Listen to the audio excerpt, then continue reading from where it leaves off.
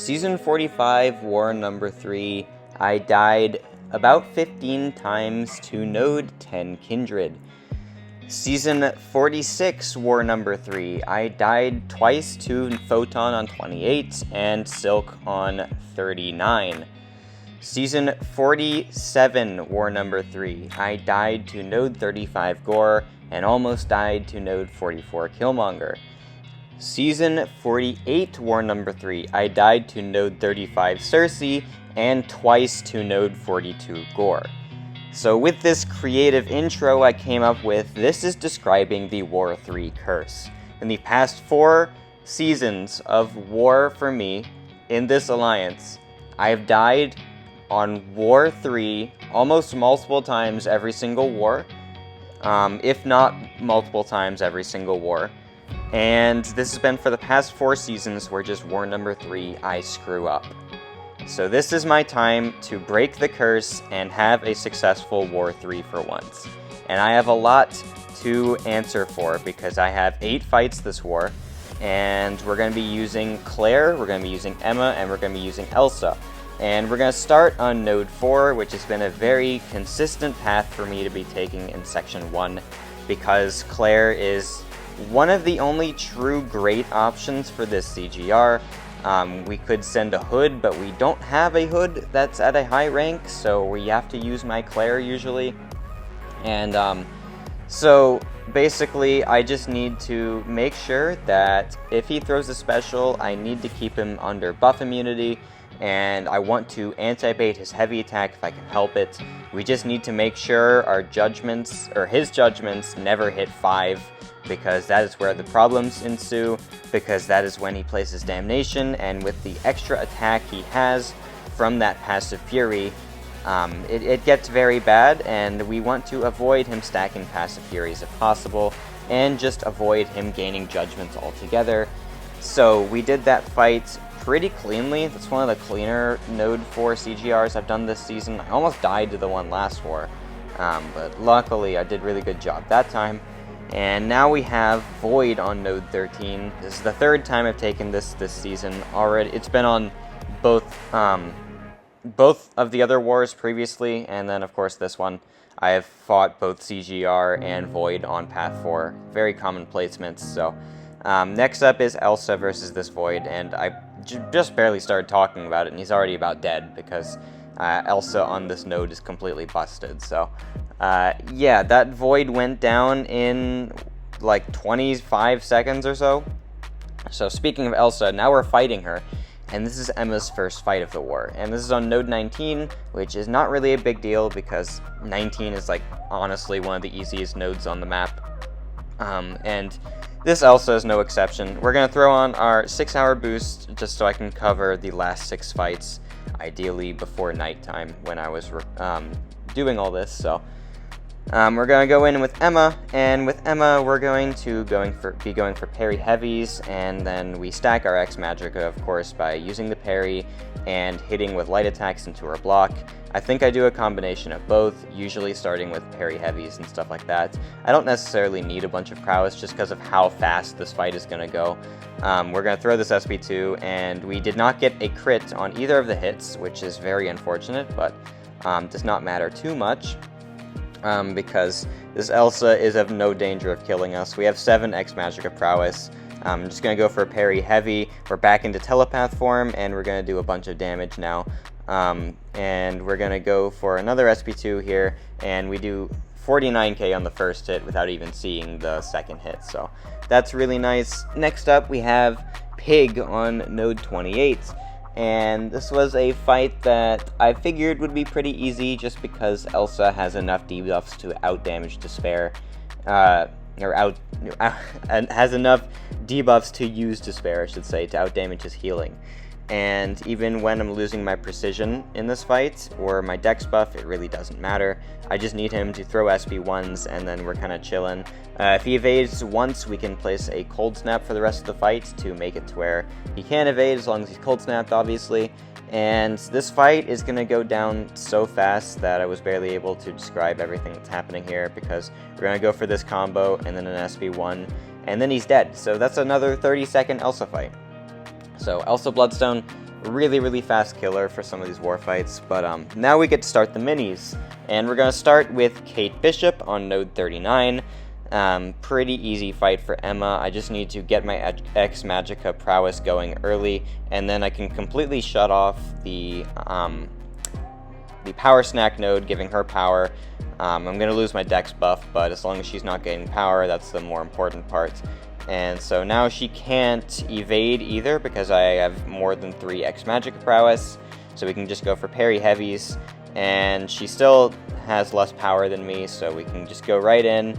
I think I'm going to take some power sting damage here because I just didn't care, and it doesn't do that much damage, so it's not that big a deal. 120k crit at the end of that, and yeah, we're just going back in.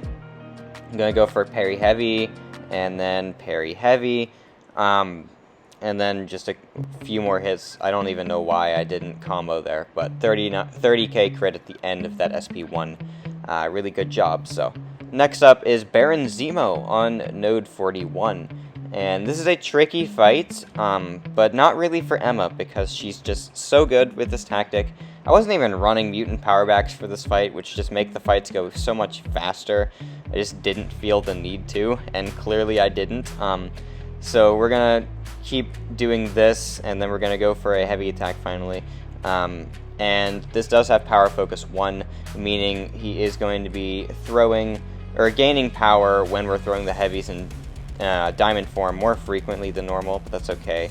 I think I'm gonna get rooted pretty soon. But I lost Emma's personal prowess, which isn't terrible because we're gonna gain a bunch back really fast. So we throw that SP2 without our max prowess, and it still does a lot of damage. If I run power backs, that I can just throw another one, honestly. So I definitely should have ran them, but who cares? We're gonna finish this fight really healthy anyway. Go for a heavy attack there, 24k crit, and now I just need to build back to another SP2, which I'm gonna be able to do in one more combo because I have the relic. Go in there, and then, well, we don't even need a special 2. He just dies with the relic, so yeah.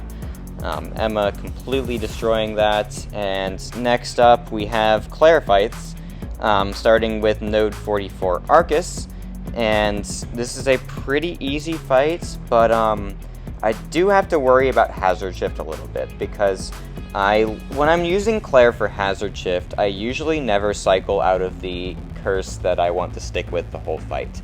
Meaning, for this one, I wanted to stick with Poison Curse, so I am going to be viable to get incinerated, and that would be bad, obviously, so we're going to try to play passive in that phase, and only hit him during the poison phase. If we nullify Aarkus's power gain, he cannot frostbite us, which is pretty great. So, and Claire obviously has really good buff control, so I don't have to worry about him getting that power gain too often. When he is in the incinerate phase and I have to chill, it's more of an issue, but usually it isn't. I go in there just to nullify. Now I need him back up for a second so I gain some more prowess, and now I'm going to throw my SP2, get the buff immunity back up, and start power controlling him. I forgot to activate Mystic Power Back Boost, so just a very common occurrence of me forgetting to use power back boosts in this war. I do throw my Mystic Power Backs on for the last fight, but in this one, it probably would have been a lot easier if I had them, and also I lose my indestructible boost just like that, which is great, but that's why we run them, for stupid things like that, so either that or tanking SP3s, but I didn't push him to an SP3 in this fight. I didn't even push him to an SP2 in this fight, so we're definitely, you know, not going extremely fast, but also we're not going too slow either, and I really just need to come out of this fight with a solo. That's all I care about. Doesn't matter how fast it takes as long as it's clean. We did get armor broken, but we're going to nullify this guy's power gain so he can't cold snap us anymore. Here he does because he got a power gain back. That's okay. And I'm going to go for an SP3 because I have my max clairvoyance charges. Go for the massive SP3 because it does a lot of damage, and I don't know what happened there. My block just dropped, so that really sucks. And now I'm baiting his special 1, which he has no intentions of throwing for some reason. I'm trying to bait it out, and then he finally does, and then I'm going to go for an SP3 here. So he's going to go from 29% down to 3%, I believe. So yeah, Claire with her SP3 at max clairvoyance charges does a lot of damage, so it's cool. He's at 3%, and I'm just going to kill him with a basic attack combo, and yeah, or just one hit actually, so that's nice. Fight went relatively fast, and could have been cleaner, but that's okay. So last up is a Adam Warlock on node 47. This is a textbook fight for Claire. I struggled with this fight last season, and then I figured out the rhythm to doing it, and now it's just a complete joke for me. So we're going to be fighting this rank 3 Adam, and we're going to be using Poison Curse. Poison Curse is going to power steal Adam on my SP2. I did not mean to block that. I was trying to dex it, but I ended up blocking instead. So that's unfortunate, but it's okay. We're going to go for the SP2 here, and basically with Adam, if you power steal him, he loses his ability to power gain for 12 seconds, so that means that the risk in this fight is almost entirely gone. And we did throw the power back boost on for this fight, so I am able to cycle SP2s a lot better. I also can freely block SP1s when he has buff immunity up. I can't do it if the buff immunity does fall off because he will go unblockable, but if my buff immunity is active and preventing him from going unblockable, we can just block the SP1s and don't worry about losing any prowess. So complete joke fight for Claire. Even without the tactic reducing power gain, Claire completely destroys this fight, so I might even get this in like the next season if we continue to see Adam Warlock on 47. I don't know if we will, but we definitely saw him a lot on 47 in the Crush 2.0 tactic, so he might just kind of stay there.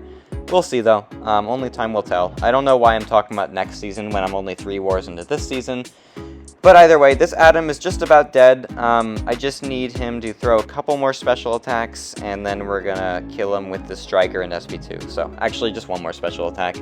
And yeah, that is a deathless war on War 3 for the first time for me in 5 seasons. So, the War 3 curse is officially over, and I am over the moon that I finally broke that stupid curse that was completely ridiculous, but yeah, I did a really good job this war. My entire alliance did a really good job this war. Our battle group only died twice, and the alliance as a whole only died 11 times, so that was pretty great. And yeah, I'm having a really, really good season so far. Only 1 death, and my solo rate fight to death ratio is currently 95%. So I'm feeling really good about this season, and we'll see what comes for the next 3 quarters of the season. But anyway, thank you guys so much for watching, and I will see y'all in the next videos.